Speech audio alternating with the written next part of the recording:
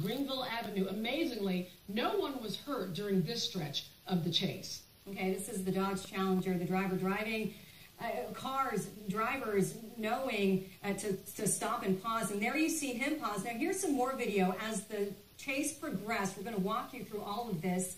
He's inside a neighborhood at this point. This is near Greenville and Forest. He drives through this residential area at a high rate of speed, just blows by those cars that are parked.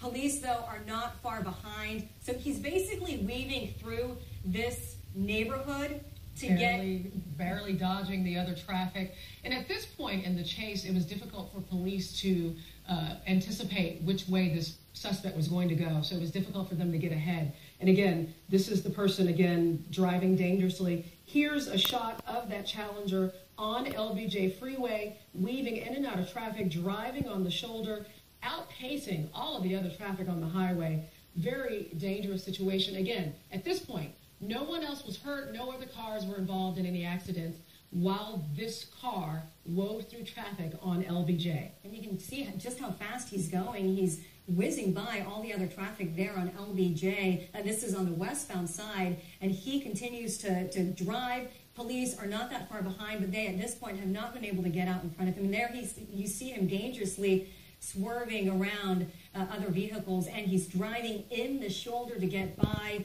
Again, this happened about 20 or 30 minutes ago, and this was towards the beginning of the chase. There he drives right by a state trooper, and this is where he exits the highway. Now, at some point, we do see this driver driving over losing control almost as he exits these roads. Right here, he got off LBJ and then kind of drove around a little bit and got back on. Right now, this is right at the Forest Lane exit. We thought it might end here because there was slow traffic. And we see the police officer actually open his door here in an attempt to do something, but then the light turns green, the traffic starts to move again, and this Challenger continues on driving. At this point, I think they were on Abrams Road right about, and then we saw him drive for a few more minutes before he finally got to that point where right here, we see the car driving very quickly.